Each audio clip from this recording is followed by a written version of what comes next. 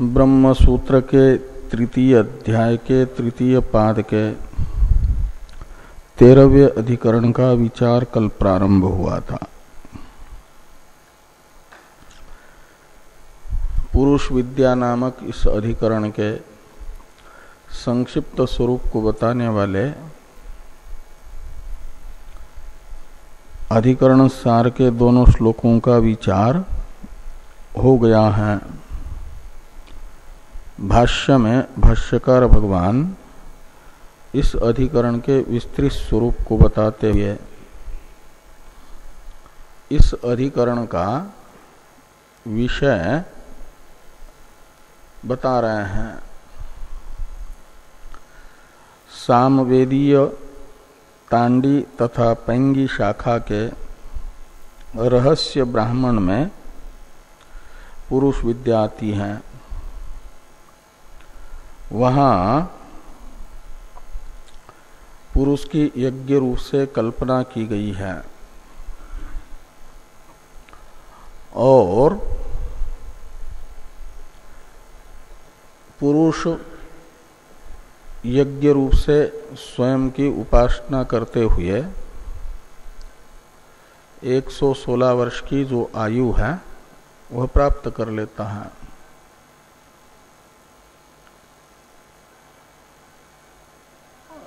वह एक पुरुष विद्या है। तांडी शाखा के रहस्य ब्राह्मणोक्त यानी छांदोग्य उपनिषदोक्त और एक तैत्रीय उपनिषद में भी तैत्रीयक शाखा के नारायणी उपनिषद में भी ये विद्या उक्त है। पुरुष विद्या इस प्रकार का विषय इस अधिकरण का बता चुके हैं। तो तांडी शाखा के रहस्य ब्राह्मणोक्त पुरुष विद्या में उक्त जो धर्म है उन धर्मों का तैत्रीयक शाखा के नारायण उपनिषद में आई हुई पुरुष विद्या में उपसंहार होगा कि नहीं होगा इत्याकारक संशय भगवान भाष्यकार तत्र संशय इत्यादि से बता रहे हैं। तत्र संशय इत्यादि भाष्य की अवतरण टीका है, उसे देखा जाए। षोडश ये तो संशयार्थम शाखांतरीय पुरुष विद्याम आह ये हुआ। अत्र विदुषो यज्ञस्य इति षष्ट्योः सामनाधिकरण्य वैयधिकरण्य अनिश्चयात् संशयम आह तत्रेति। तो नारायण उपनिषद में तस्य एवं विदुषो यज्ञस्य आत्मा यजमान श्रद्धा पत्नी इत्यादि वाक्यस्थ षष्ट्यंत जो एवं विदुषः और यज्ञस्य ये पद हैं, इन दोनों पदों में श्रूयमान षष्ठी विभक्ति समानाधिकरण अर्थ में है या वैयधिकरण है, ये निश्चय नहीं है। तो एवं विदुषः तथा यज्ञस्य इन दोनों षष्ट्यंत पदों के सामानाधिकरण्य का और वैयधिकरण्य का निश्चय न हो पाने से षष्ठी को सामानाधिकरण्य अर्थ में माना जा या वैयधिकरण्य में माना जा, ये जो अनिश्चय है यही हेतु संशय का हेतु है, संशय का कारण बन रहा है। इसे टीकाकार ने कहा कि अत्र यानी नारायण उपनिषद के वाक्य में विदुषो यज्ञस्य ये जो दो षष्ट्यंत पद हैं वो सामानाधिकरण्य वैयाधिकरण्य अनिश्चयात्, उस षष्टि का, दोनों षष्टियों का सामानाधिकरण्य या वैयाधिकरण्य निश्चय न होने से संशय है। उस संशय को भगवान भाष्यकार तत्र संशय इत्यादि से कह रहे हैं। तो तत्र संशय किम य इतरत्रोक्ताः पुरुषयज्ञस्य धर्मा ते तैत्तिरीयकेषु उपसंहर्तव्या किं वा नोपसंहर्तव्या इति। तो इतरत्र यानी तांडी तथा पैंगी शाखा के रहस्य ब्राह्मण को इतरत्र शब्द से लीजिए। तो तांडी एवं पैंगी शाखा के रहस्य ब्राह्मण में पुरुष विद्या में उक्त जो धर्म है, पुरुष यज्ञ से उक्ता धर्मा, ये ते तैत्तिरीयकेषु उपसंहर्तव्या, तैत्तिरीयक शाखा के नारायणी उपनिषद में आई हुई पुरुष विद्या में उपसंहार उन धर्मों का होना चाहिए अथवा नहीं होना चाहिए, ये संशय है। उपसंहर्तव्या न वा इति किं वा नोपसंहर्तव्या इति संशय, इति का अन्वय संशय के साथ है।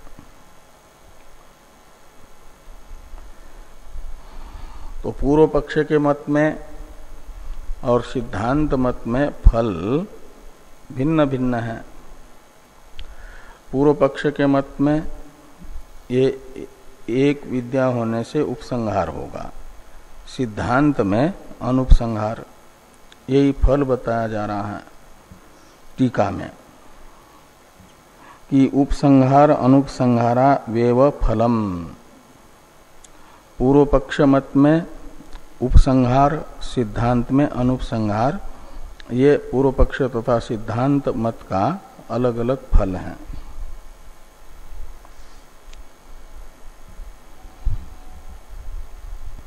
अब प्रत्युदाहरण संगति से पूर्व पक्ष बता रहे हैं भगवान भाष्यकार, और प्रत्युदाहरण संगति से पूर्व पक्ष को इस अधिकरण के बता करके फिर सिद्धांत को बताने वाले सूत्र का भी अवतरण लिखा जा रहा है टीका में।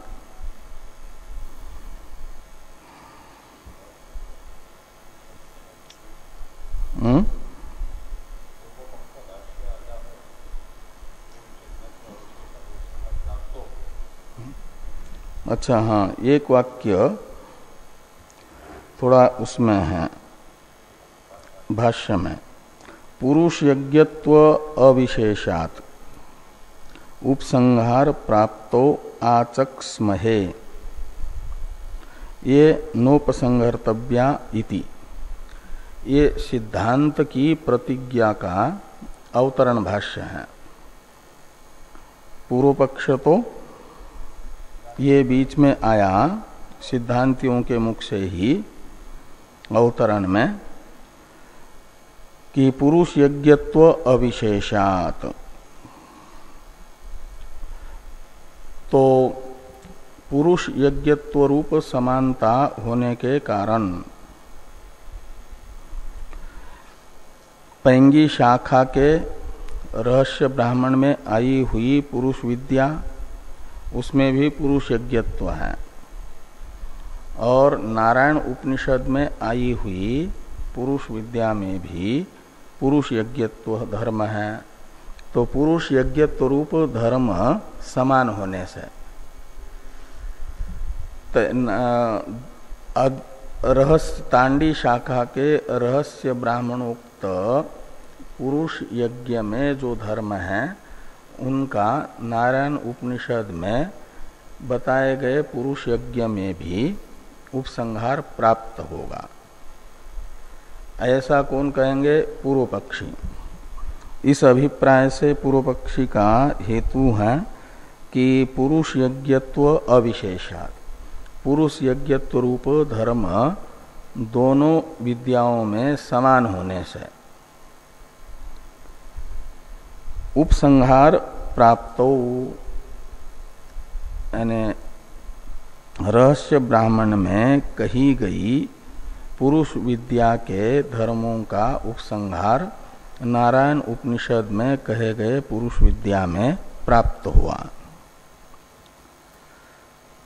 ये पूर्व पक्ष है। इस इत्याकारक पूर्व पक्ष प्राप्त होने पर आचक्स्महे, यानी वयम सिद्धांतिन आचक्स्महे, हम सिद्धांति कहते हैं, हमारा यह कहना है कि न उपसंहर्तव्या, ये सिद्धांत रहेगा। तो ये जो अवतरण भाष्य है, इस अवतरण भाष्य का तात्पर्य बताते हुए नोपसंहर्तव्या इस सिद्धांति की प्रतिज्ञा का अवतरण टीकाकार लिखते हैं।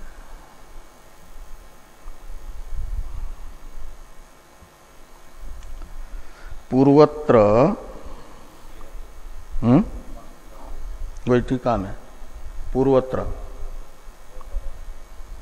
पूर्वत्र असाधारण गुण प्रत्यभिज्ञाना भावात संभृत्यादो विद्या भेद उक्त। यह तो असाधारण मरण अवभृत गुण विशिष्ट पुरुष यज्ञ रूप ऐक्य प्रत्यभिज्ञानात् विद्या ऐक्यम इति प्रत्युदाहरणेन प्राप्ते सिद्धांतयति नोपसंहर्तव्या इति। तो ये कहते हैं कि पूर्व अधिकरण में, इस अधिकरण की पूर्व अधिकरण के साथ संगति बता रहे हैं ना, तो इस अधिकरण की पूर्व अधिकरण के साथ संगति बताने के लिए भाष्यकार भगवान ने क्या नाम टीकाकार ये लिखते हैं पूर्व अधिकरण में क्या कहा गया, ये ध्यान में आएगा। सिद्धांति ने पूर्व अधिकरण में जो कहा वो ध्यान में आएगा, तो इस अधिकरण की पूर्व अधिकरण के साथ संगति भी समझ में आएगी। इसलिए कहते हैं कि पूर्वत्र यानी पूर्वस्मिन अधिकरणे असाधारण गुण प्रत्यभिज्ञानाभावात् संभृत्यादो विद्या भेद उक्त। तो ये पूर्व अधिकरण में सिद्धांतियों ने कहा कि असाधारण गुणों का प्रत्यभिज्ञान न होने के कारण खील वाक्य में उक्त संभृत्यादि विभूतियों का उपसंहार नहीं होगा, क्योंकि विद्या भेद है, वो अलग विद्या है और शांडिल्यादि अलग विद्याएं हैं, एक शाखा की होने पर भी। तो विद्या भेद बताया गया और विद्या भेद का हेतु हुआ असाधारण गुणों का प्रत्यभिज्ञानाभाव, ये विद्या भेद में हेतु। कहते हैं जहां असाधारण गुणों का प्रत्यभिज्ञान होगा वहां फिर विद्या अभेद मानने में, विद्या एक मानने में कोई ऐतराज नहीं होना चाहिए सिद्धांति को। तो पूर्व पक्षी कह रहे हैं कि यहाँ पर तो तांडी शाखा के रहस्य ब्राह्मण में उक्त पुरुष विद्या और नारायण उपनिषद उक्त पुरुष विद्या में असाधारण गुण प्रत्यभिज्ञान हो रहा है, इसलिए इन दोनों विद्याओं को एक माना जाए। दोनों विद्या एक होगी तो फिर उपसंहार होगा। इस अभिप्राय से कहते हैं इह तू, यानी इस अधिकरण का जो विषय है, अलग अलग शाखा का वाक्य दो विद्याएं, उनमें तो असाधारण गुणों का प्रत्यभिज्ञान हो रहा है। ये कहते हैं यह तू, वो असाधारण गुण कौन है? तो मरण, अवभृत ये जो गुण है असाधारण गुण,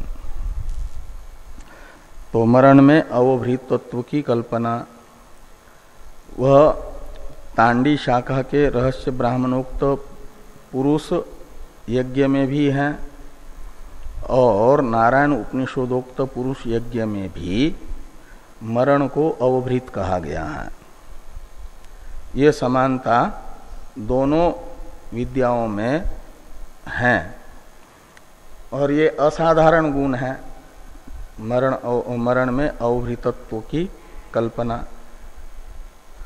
तो ये असाधारण गुण का गुण से विशिष्ट जो पुरुष यज्ञ उपास्य है विशेष्य, वह एक है। असाधारण गुणों से विशिष्ट विशेष्य एक हो तो माना जाता है विद्या का रूप एक, और विद्या का रूप एक होने से विद्या एक होगी और एक विद्या होने से उपसंहार।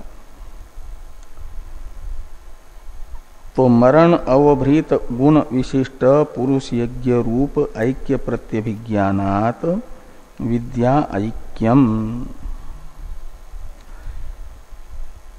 इति प्रति उदाहरणेन। वहाँ तो असाधारण गुण विशिष्ट प्रत्यभिज्ञान नहीं था, या असाधारण गुण विशिष्ट रूप का प्रत्यभिज्ञान होने से विद्या एक हो जाएगी।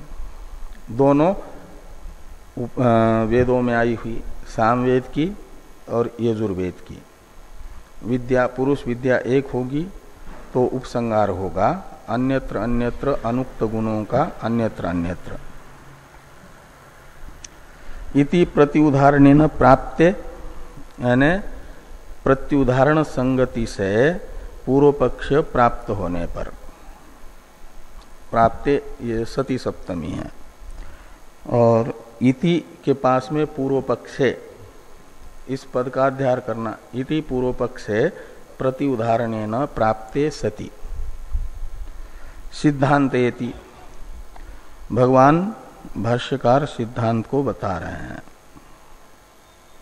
नोपसंहर्तव्या इति, ये सिद्धांति की प्रतिज्ञा है। तैत्तिरीयक शाखोक्त पुरुष यज्ञ में तांडी रहस्य ब्राह्मणोक्त पुरुष यज्ञ के धर्मों का उपसंहार नहीं करना चाहिए। नोपसंहर्तव्या का अर्थ है पूर्व पक्षी हेतु पूछ रहे हैं कि कस्मात, यानी किस कारण से उपसंहार नहीं होगा। तो हेतु बताया जा रहा है तद रूप प्रत्यभिज्ञाना भावात।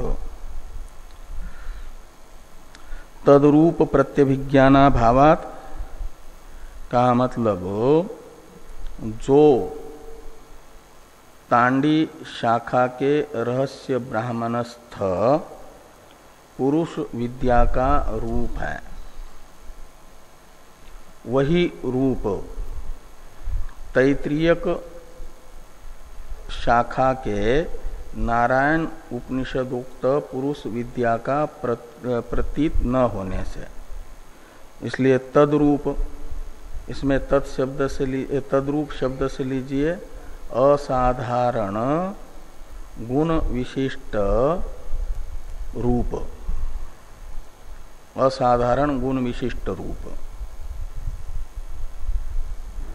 यहाँ तो पूर्व पक्षी ने मात्र इतना कहा कि असाधारण गुण विशिष्ट रूप एक है, उसका प्रतिविज्ञान हो रहा है। लेकिन पहले सिद्धांतियों ने कहा था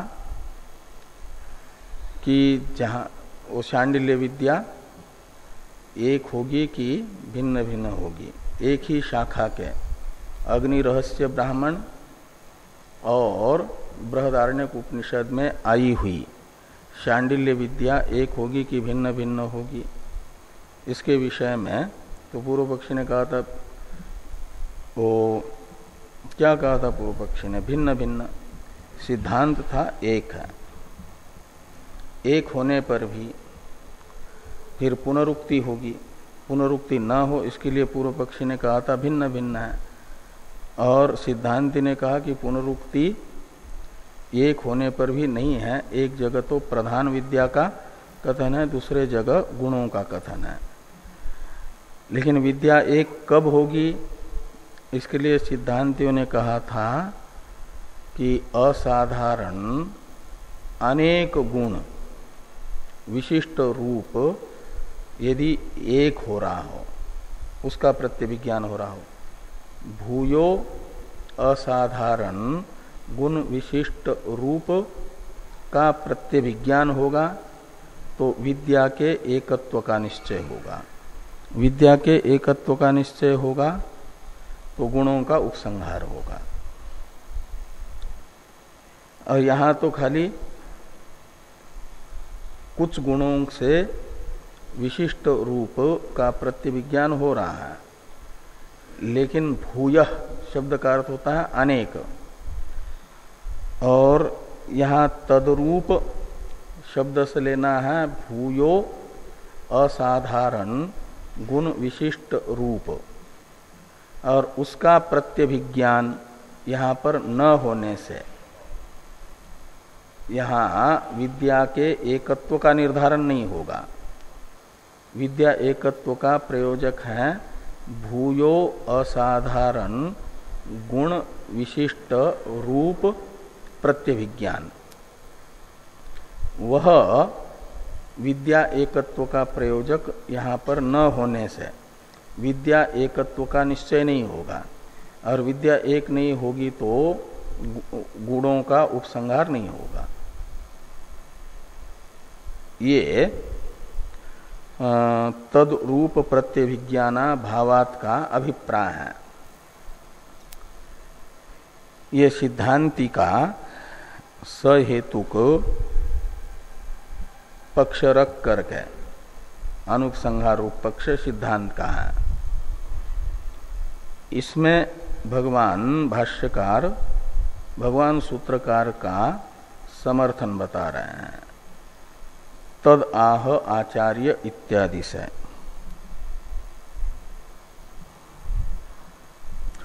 तो ये है सूत्र का अवतरण भाष्य। तद आह आचार्य, तो भगवान भाष्यकार आचार्य शब्द का प्रयोग करते हैं वेद व्यास जी के लिए, सूत्रकार के लिए। इसलिए आचार्य यानी भगवान सूत्रकार, आह तत् यानी इसी अर्थ को कि यहाँ अनेक असाधारण गुण से विशिष्ट रूप का प्रत्यभिज्ञान न होने से नारायण उपनिषद उक्त पुरुष यज्ञ विद्या और तांडी शाखा के रहस्य ब्राह्मणोक्त पुरुष विद्या में भेद रहेगा, ऐक्य नहीं होगा, इसलिए गुणोपसंहार नहीं होगा। ये अर्थ यहाँ तत्शब्द से लेना, और इसी प्रकार के अर्थ को सूत्र से भगवान वेद व्यास जी बता रहे हैं। ये तद आह आचार्य इस अवतरण वाक्य का अर्थ निकलेगा। किससे कह रहे हैं? तो सूत्र से कह रहे हैं, इसलिए सूत्र का प्रतीक है पुरुष विद्यायाम इव इति, यानी इस सूत्र वाक्य से ये बात भगवान वेद व्यास जी कह रहे हैं। तो सूत्र का उच्चारण किया जाए। पुरुष विद्यायाम इव चेतरेषाम अनाम्नानात्,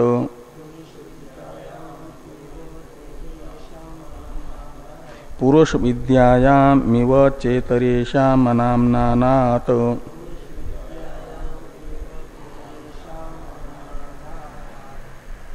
पुरुष विद्यायाम एक पद है, इव दूसरा, च तीसरा, इतरेषाम चौथा, अनाम्नानात् पांचवा, ऐसे 5 पद है इसमें। इव शब्द दृष्टांत अर्थ में है, उसका अर्थ होगा यथा। तो यथा और इतरेषाम शब्द का प्रयोग है ना, तो एकेषाम का भी अध्यार कर लेना। ये इतरेषाम शब्द बता रहा है तैत्तिरीयक शाखा वालों को, तैत्तिरीयक शाखी नाम, इसको बताएगा सूत्रस्थ इतरेषाम शब्द। तो तांडी तथा पैंगी शाखा वालों को ग्रहण करने के लिए एकेषाम पद का अध्यार कर लेना। तो एकेषाम शाखी नाम, इव शब्द का अर्थ करना यथा, उसे शुरू में लगा देना। तो यथा एकेषाम शाखीनाम, यानी तांडी एवं पैंगी शाखा वालों के पुरुष विद्या में, पुरुष विद्यायाम धर्मा उक्ता, ऐसे लगाना। जैसे धर्म बताए हैं, जैसा स्वरूप बताया है, यथा शब्द के द्वारा अपेक्षित तथा का अध्यार कर लेना। तथा इतरेषाम यानी तैत्तिरीयक शाखीनाम पुरुष विद्यायाम धर्मानाम अनाम्नानात्। तो तैत्तिरीयक शाखा के पुरुष विद्या में वैसे धर्मों का यानी असाधारण धर्मों का कथन न होने से, आमनान का तो अर्थ होता है कथन पाठ, अनामनान का अर्थ हो जाएगा पाठाभावात। तो जब पाठ ही नहीं होगा तो जैसा तांडी एवं पैंगी शाखा के पुरुष विद्या का रूप वहां प्रतीत हो रहा है, वही रूप का प्रत्यभिज्ञान कराने वाले अनेक असाधारण गुणों से विशिष्ट उपास्य का वर्णन न होने से प्रत्यभिज्ञान नहीं होगा। इसलिए अनामनाथ का अर्थ निकलेगा प्रत्यभिज्ञानाभावात, जो भाष्य में भाष्यकार भगवान ने कहा। जब पाठ होगा अनेक असाधारण गुणों का, जो तांडी शाखा पैंगी शाखा में कहे गए असाधारण अनेक धर्म हैं, वे नारायण उपनिषद में भी आई हुई पुरुष विद्या में यदि कहे जाएंगे, उनका पाठ होगा यदि, तब तो नारायण उपनिषदोक्त पुरुष विद्या तांडी शाखा के रहस्य ब्राह्मणोक्त पुरुष विद्या में कहे गए अनेक असाधारण धर्मों से विशिष्ट रूप वाली होगी। तो एकत्व का निश्चय होगा, एकत्व का निश्चय होने से उपसंहार होगा। लेकिन ऐसा नहीं है, अनामनाथ से बताया जा रहा है कि उस रहस्य ब्राह्मण उक्त पुरुष यज्ञ में बताए गए असाधारण अनेक धर्मों से विशिष्ट रूप का पाठ नारायण उपनिषद में पुरुष विद्या में न होने से ये इतरेषाम अनामनाथ का अर्थ निकलेगा। इसलिए तैत्तिरीयक शाखा के पुरुष यज्ञ में तांडी शाखोक्त पुरुष यज्ञ के धर्मों का उपसंहार नहीं होगा। ये उपसंहार नहीं होगा, ये कहाँ से आ रहा है? तो जो शुरू में था नवा विशेषात, वो जो सूत्र गया ना पहले, नवा विशेषात, वहीं से आ रहा है संबंधाधिकरण में, यानी 21वें सूत्र में। हाँ, 21वां सूत्र है, वहां से नवा आएगा। नवा का अर्थ है नैव, यानी उपसंहार नहीं होगा। इसी प्रकार का सूत्रार्थ इस सूत्र का भगवान भाष्यकार बता रहे हैं।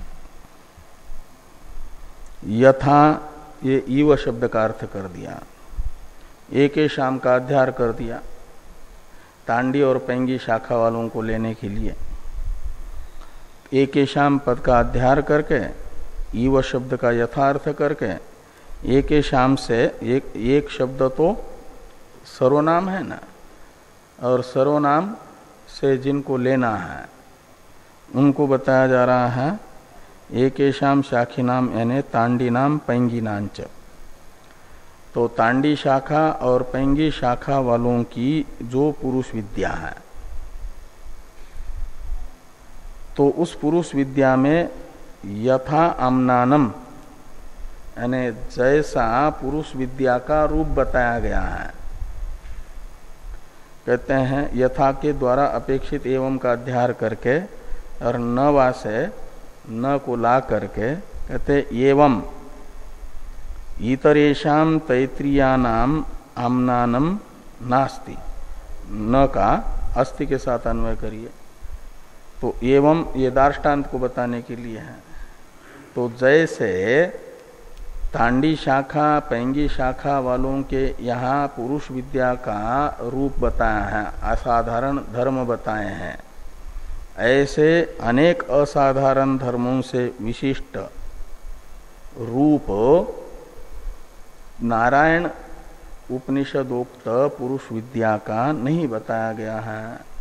इतरेषाम का अर्थ है तैत्रीयानाम, तैत्रीय शाखा में जहाँ पर ये पुरुष विद्या ही है वो है नारायण उपनिषद। और उस नारायण उपनिषद में आमनानम नास्ति, अनामनाथ का अर्थ कर दिया।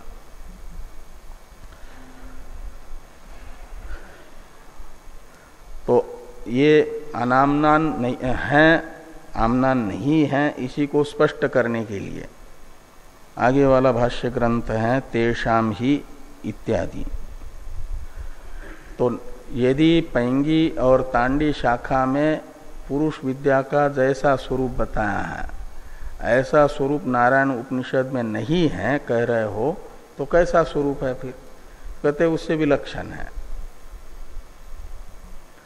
तांडी शाखा में पैंगी शाखा में पुरुष विद्या का जैसा स्वरूप बताया गया उससे महान विलक्षण स्वरूप पुरुष विद्या का नारायण उपनिषद में बताया गया है। इसलिए कहते हैं कि तेषाम ही इतर विलक्षणम एव यज्ञ संपादनम दृश्यते। इसमें तेषाम शब्द से तैत्रीयक शाखा वालों को लेना।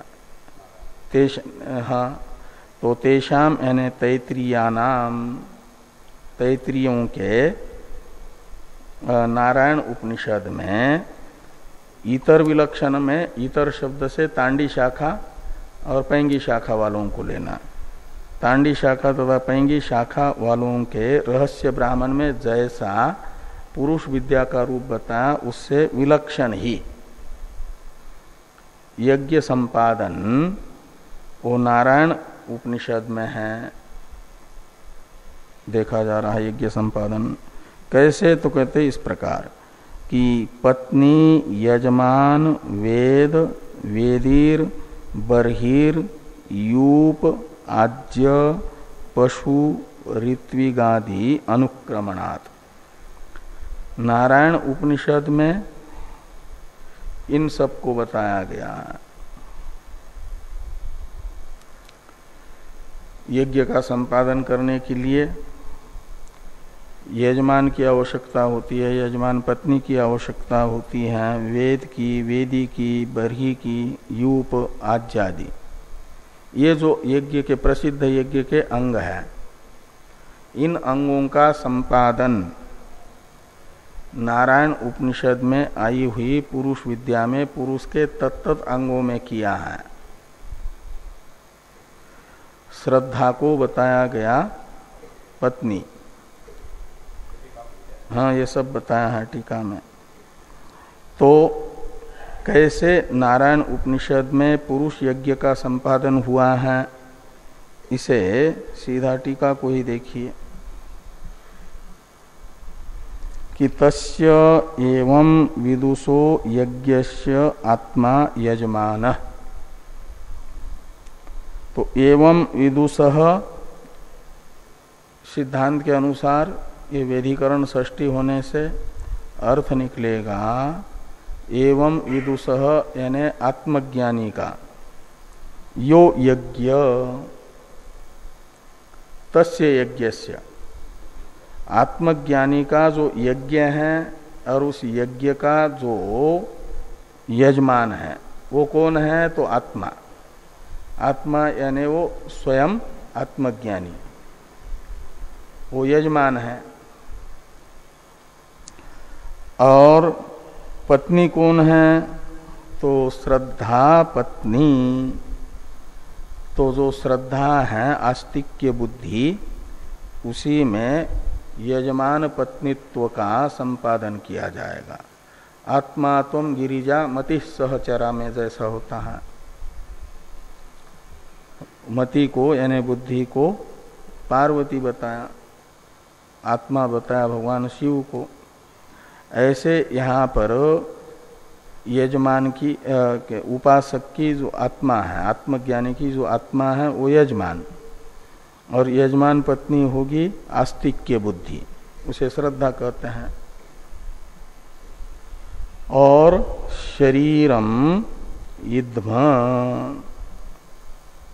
तो जो आत्मज्ञानी का शरीर है वह इद्म है।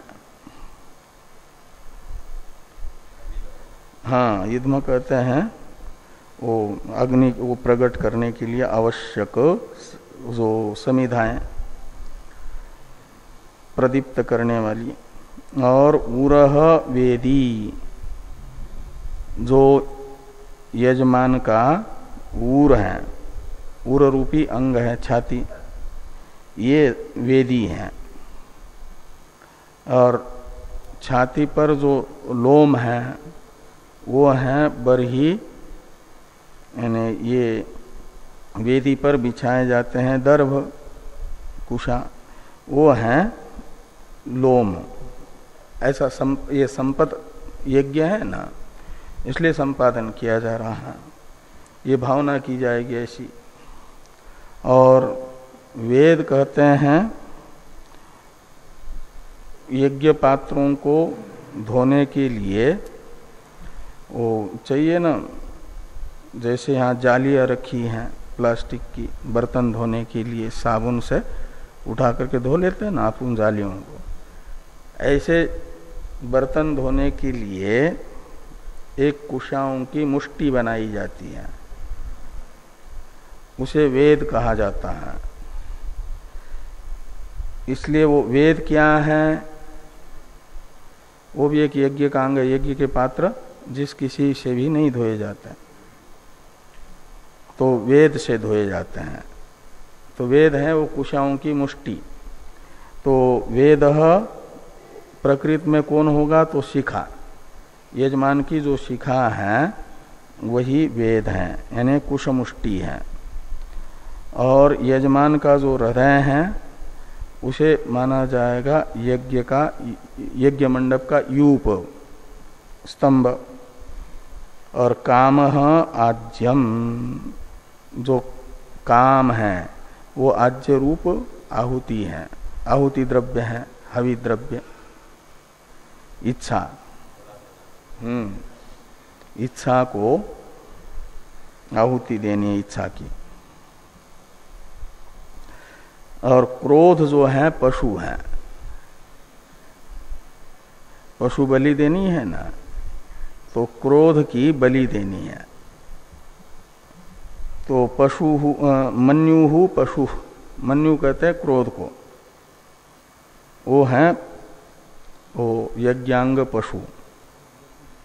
जो पशु, हाँ पशु याग होते उसमें यज्ञांग पशु होता है।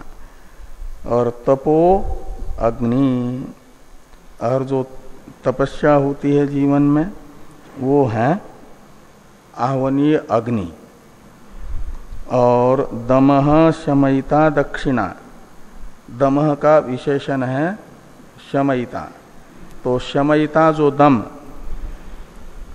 यानी मन को शांत करने वाला जो इंद्रिय का निग्रह, दम तो है इंद्रिय निग्रह, लेकिन कैसा इंद्रिय निग्रह, तो शम कहते हैं मन की शांति को। तो मन को शांत करने वाला जो इंद्रिय निग्रह, मन को अशांत करने वाला इंद्रिय निग्रह नहीं, मन को शांत करने वाला इंद्रिय निग्रह वो दक्षिणा है पुरुष यज्ञ की। और होता कौन है, तो कहते यजमान की जो वाक है वो होता है। और उद्गाता कौन है, तो प्राण उद्गाता। ऋग्वेद का होता है होता, सामवेद का होता है उद्गाता, और यजुर्वेद का होता है अध्वर्यु। तो अध्वर्यु कौन है, तो कहते हैं चक्षुहु अध्वर्यु। और ब्रह्मा कौन है, तो कहते हैं मनो ब्रह्मा।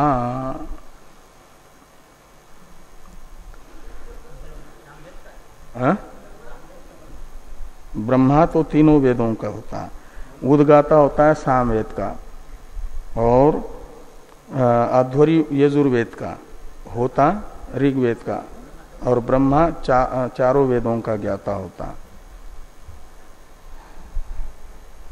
क्या करे ब्रह्मा, ये यज्ञ में ऋत्विक होते हैं 4 प्रकार के। तो यज्ञ का जो प्रसिद्ध यज्ञ है उसका संपादन किया जा रहा है पुरुष यज्ञ में। तो ऋत्विक 4 प्रकार के कौन कौन होंगे, तो वाक को कहा गया होता रूप। वाक में होता रूप ऋत्विक की कल्पना करनी है, भावना करनी है। और प्राण में उद्गाता रूप ऋत्विक की भावना करनी है। चक्षु में अध्वर्यु रूप ऋत्विक की भावना करनी है। और ब्रह्मा रूप ऋत्विक की भावना करनी है मन में। तो ये 4 होते हैं 4 प्रकार के ऋत्विक। वो चारों प्रकार के ऋत्विक यजमान के अंगों में से ही किसी न किसी अंग विशेष को कहा गया। इति बहुतर धर्म वैलक्षण्यात्। तो नारायण उपनिषद में जो पुरुष यज्ञ है उसमें तो ये यज्ञत्व का संपादन इस प्रकार का है, और वहां यज्ञत्व का संपादन कुछ विलक्षण ही है, वो टीका में कल बताया था। तो इस प्रकार ये तांडी शाखा और पैंगी शाखा के रहस्य ब्राह्मण में आई हुई पुरुष विद्या, वहां का जो पुरुष यज्ञ है उसके धर्म कुछ विलक्षण है, और यहाँ के धर्म विलक्षण है। तो बहुतर असाधारण धर्म नहीं हुए, भिन्न भिन्न धर्मों का कथन हुआ। इसलिए कहते हैं इति बहुतर धर्म वैलक्षण्यात् न रूप ऐक्य प्रत्यभिज्ञा। तो पैंगी शाखा के रहस्य ब्राह्मणोक्त पुरुष विद्या और तैत्रीयक शाखा के नारायण उपनिषदोक्त पुरुष विद्या का रूप ऐक्य प्रत्यभिज्ञान नहीं होगा। अनेक असाधारण धर्म की प्रत्यभिज्ञा नहीं होगी। प्रत्यभिज्ञान न होने से विलक्षण विलक्षण धर्म है। तो बहुतर धर्म वैलक्षण्यात् न रूप ऐक्य प्रत्यभिज्ञा। तो दोनों विद्याओं का एकत्व निश्चय नहीं होगा। तो कहा वेद किसको कहते हैं, तो वेद का तो प्रसिद्ध अर्थ चारों वेद होता है, लेकिन यहाँ यज्ञ में आया हुआ जो वेद शब्द है, यज्ञांग रूप वेद, वह कुसमुष्टि है। तो वेद कुसमुष्टि, तो बर्तन धोने के लिए जैसे जाली है ऐसी कुशाओं की जाली बनाई जाती है, उसे कुसमुष्टि कहते हैं। उससे साफ किया जाता है। यज्ञशाला को भी साफ करना होगा तो वो भी कुशाओं से ही बनाई जाती है। हाँ, कुशाओं का झाड़ू। और ये यज्ञ पात्र भी धोने के लिए, साफ करने के लिए ये कुसमुष्टि बनाई जाती है। और दमः का विशेषण है शमयिता, उसमें दक्षिणा की भावना करनी है। इसलिए उसका अन्वय बताते हैं कि शमयिता दमो दक्षिणा इति अन्वय। तो इस प्रकार ये तैत्तिरीयक शाखा वालों का यज्ञ संपादन तांडी शाखा वालों के यज्ञ संपादन से अत्यंत विलक्षण है। किंच छांदोग्ये त्रिधा विभक्त, ये जो यद्यपि इत्यादि आ रहा है उसका अवतरण लिख रहा है टीकाकार। भाष्य में जो वाक्य हम लोग देख चुके हैं उसके बाद वाला जो वाक्य है यद्यपि सवन संपादनम, उसका ये अवतरण है टीका में। कहते हैं तांडी शाखा के पुरुष यज्ञ का सवन संपादन से विलक्षण तैत्तिरीयक शाखा के पुरुष यज्ञ का सवन संपादन है। इसलिए ये भी भेद है। इस अभिप्राय से ये अवतरण लिख रहे टीकाकार कि किंच छांदोग्ये त्रिधा विभक्तायुषी सवनत्व कल्पना अत्र तु सायंकालादौ इति वैरूप्यम आह यदपीति। तो छांदोग्य उपनिषद हैं तांडी और वो पैंगी शाखा के रहस्य ब्राह्मण की उपनिषद। इसलिए छांदोग्य उपनिषद में कहने का अर्थ है तांडी शाखा और उसमें कहना। तो त्रिधा विभक्त जो आयु है उपासक की एक, और उसी में सवनत्व की कल्पना है आयु में। अच्छा हाँ, आदित्य देवता है रुद्र और वसु, ठीक। लेकिन उसमें संपादन में इंद्रियों को ही वो आदित्य माना जाएगा। प्रातः सवन की देवता शुरू वाले आयु के इंद्रिय वसु हैं, उनकी प्रार्थना होगी। मध्याह्न जो हाँ रुद्र रूप धारण करता है ऐसा वहां पर बताया युवावस्था में। तो किंच छांदोग्ये त्रिधा विभक्त आयुषी सवनत्व कल्पना, और इसमें ऐत्रियक शाखा में तो विलक्षण कल्पना है, उससे काल में सवनत्व की कल्पना है। तो ये कहते अत्र तु यानी नारायण उपनिषद में तो पुरुष यज्ञ के संपादन के समय सवनत्रय की कल्पना कर रहे हैं काल में। तो सायं कालादो इति वैरूप्यम आह यदपीति। तो यद्यपि सवन संपादनम तदपि इतर विलक्षणम एव।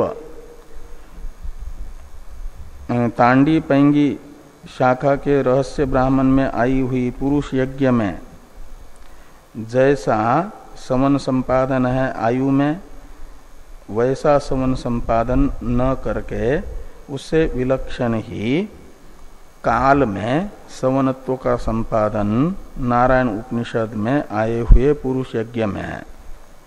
तो यत् प्रातर मध्यन दिनम सायंच तानी इति।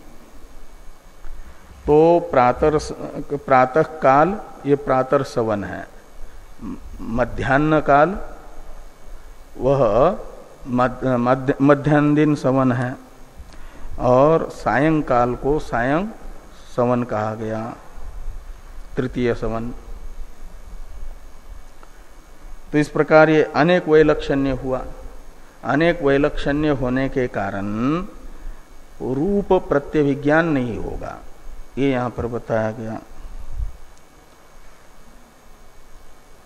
अब दूसरा जो वाक्य आ रहा है यद्यपि किंचित मरण अवभृतत्वादि इत्यादि, इसका अवतरण है टीका में। यन मरणम तद अवभृतो यद रमते तद उपसद इति तित्तिरी श्रुतौ सारूप्यम अपि भाति इत्यत आह यद्यपि किंचित इति। तो कहते हैं आप तो वैलक्षण्य ही वैलक्षण्य बता रहे हो। नारायण उपनिषद में आए हुए पुरुष विद्या का प्रकरण हमने भी देखा है, पूर्व पक्षी कह रहे हैं, वहां कुछ समानता भी है। तांडी शाखा में आए हुए पुरुष यज्ञ की क्या समानता है? तो कहते हैं छांदोग्य उपनिषद में जिसे अवभृत कहा है उसी को अवभृत इसमें भी कहा गया है, और जिसे उपसद कहा गया उसी को नारायण उपनिषद में भी उपसद कहा गया। तो मरण और उपसद रूप समानता है। तो ये जो यन मरणम तद अवभृतो यद रमते तद उपसद इति तित्तिरी श्रुतो, ये तित्तिरी श्रुति यानी नारायण उपनिषद का वाक्य शेष है उसी प्रकरण का। और वह छांदोग्य उपनिषद में पुरुष यज्ञ का अवभृत रूप अंग जिसको कहा उसी को यहाँ पर भी कह रहा है, और उपसद रति को बताया था वही यहाँ पर भी है। इति सारूप्यम अपि भाति, तो कुछ तो समानता भी है, इसलिए प्रत्यभिज्ञान होगा एक रूप्य का। ये पूर्व पक्ष का अभिप्राय है। तो सारूप्यम अपि भाति इत्यत आह, इस अभिप्राय से भगवान भाष्यकार कहते हैं जरूर सारूप्य भास रहा है, लेकिन वह सारूप्य अल्प है और अधिक वैलक्षण्य है। तो अधिक वैलक्षण्य न्यून सारूप्य का वो अभिभावक होगा, उसे ढकेगा, अभिभूत करेगा, दबा देगा, और वो जो प्रबल होगा वो प्रत्यभिज्ञापक होगा। तो सारूप्य दुर्बल है, इसलिए वह तो रूप ऐक्य की प्रत्यभिज्ञा नहीं करेगा, और वही रूप्य प्रबल होने से उसमें हो जाएगी वो, ये कहा प्रत्यभिज्ञा नहीं होगी रूप ऐक्य की। इसलिए उपासना विद्या अलग अलग ही होगी, अलग अलग होने से उपसंहार नहीं होगा, ये कहा जा रहा है। कैसा सारूप्य है यहाँ पर, इसे एक वाक्य में टीकाकार कहते हैं गजोष्ट्रयोस् चतुष्पात्व सारूप्यवत इदम सारूप्यम न ऐक्य प्रयोजकम इत्यर्थ। तो जैसे हाथी और ऊंट दोनों का सारूप्य है कि नहीं, हाथी के भी 4 पैर हैं, ऊंट के भी 4 पैर हैं, तो हाथी और ऊंट का चतुष्पात्व रूप सारूप्य जैसे हाथी और ऊंट की एकता का प्रयोजक नहीं होता, अल्प सारूप्य चतुष्पात्व इतना मात्र, और बाकी तो बहुत सी विलक्षणता है। हाथी की गर्दन बहुत छोटी होती है और ऊंट की बहुत बड़ी होती है, ऐसे बहुत से वैलक्षण्य हैं। तो वैसा ही यहाँ पर तांडी और पैंगी शाखा के रहस्य ब्राह्मण में आया हुआ पुरुष यज्ञ और नारायण उपनिषद में आया हुआ जो पुरुष यज्ञ है उसमें अल्प साम्य है, वह रूप ऐक्य का प्रयोजक नहीं होगा, वैलक्षण्य अधिक है हाथी और ऊंट के तरह। बाकी की चर्चा हम लोग कल करेंगे।